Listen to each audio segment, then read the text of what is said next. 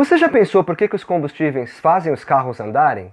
Ou por que um suco gelado, colocado fora da geladeira, o copo fica molhado por fora? Eu sou o professor Israel Assunção, você está no canal Quimicamente e você vai entender tudo isso hoje, onde vamos falar sobre termoquímica. Termoquímica é a parte da ciência química que estuda o calor envolvido nas transformações que acontecem com as substâncias. Os fenômenos, as transformações, elas podem ser basicamente físicas ou químicas. Uma transformação física é aquela que acontece sem que haja a mudança de uma substância em outra. Por exemplo, a fusão do gelo, o fato do gelo derreter, digamos assim. O gelo é água. Quando se transforma em água líquida, continua sendo água.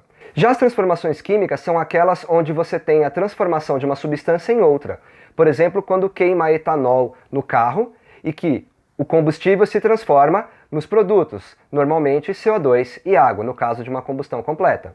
Normalmente em aulas de química, a gente usa uma outra palavra para falar de calor. A gente usa a palavra entalpia. Para ser bem crítico, entalpia é o mesmo que calor sob pressão constante.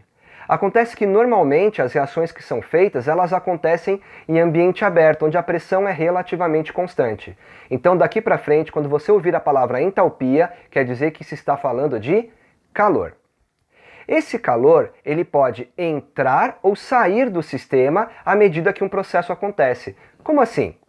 Tem processos, mudanças, que ao acontecerem, geram calor. Esse tipo de processo é chamado de exotérmico. Exo significa para fora, térmico dá uma ideia de calor, calor para fora. Porém, há processos que, para que eles aconteçam, o calor tem que entrar no sistema. Esse tipo de processo se chama endotérmico. Endo dá uma ideia de para dentro, dá uma ideia de entrar. Térmico, calor. Calor para dentro. É muito comum você ver esse tipo de conceito de tópicos em química na forma de gráficos. Vamos dar uma olhadinha então? Seja no gráfico de um processo exotérmico ou endotérmico, você vai ter no eixo Y a variação de entalpia, o ΔH, como qualquer variação, é a quantidade final menos a inicial. Só que entenda que na química, o final e o inicial têm um nome. O final de um processo em química chama-se produto. O começo dele chama-se reagente. Então o ΔH vai ser a entalpia dos produtos, HP, menos a entalpia dos reagentes, HR. Vamos começar com os gráficos de um processo exotérmico, ou seja, que libera calor. Observe que num processo exotérmico, como o calor está saindo do sistema, no começo tem mais calor, tem maior entalpia do que no final. Então o nosso gráfico é decrescente. HR começa em cima e HP termina em baixo. É um gráfico decrescente.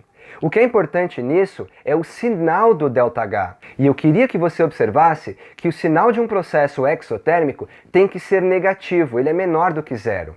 Vamos lembrar que ΔH é HP menos HR. No exotérmico, HP é menor do que HR. Então você tem sempre um número menor menos um número maior.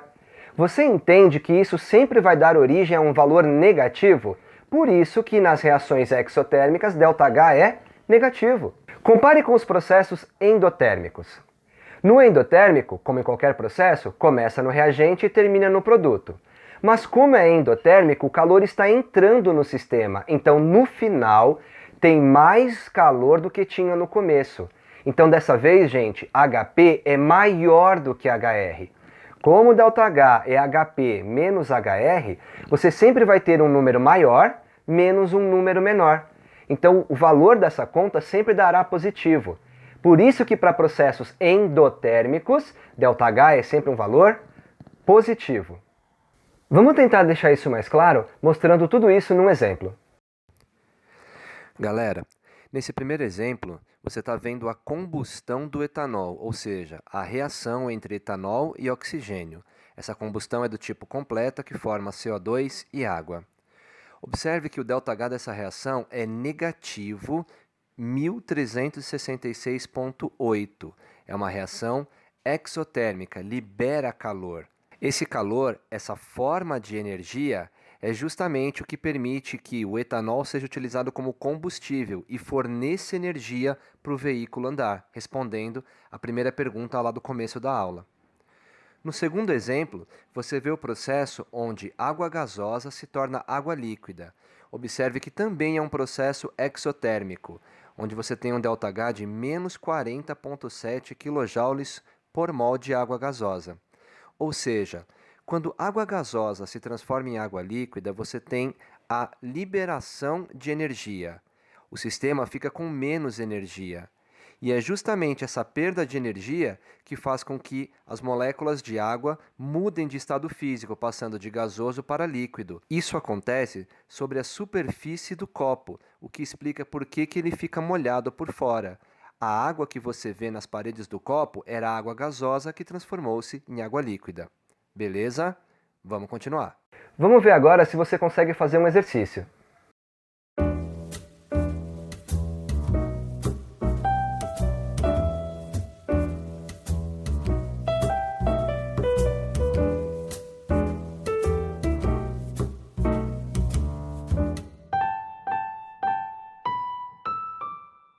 De volta, galera, espero que você tenha conseguido fazer o exercício.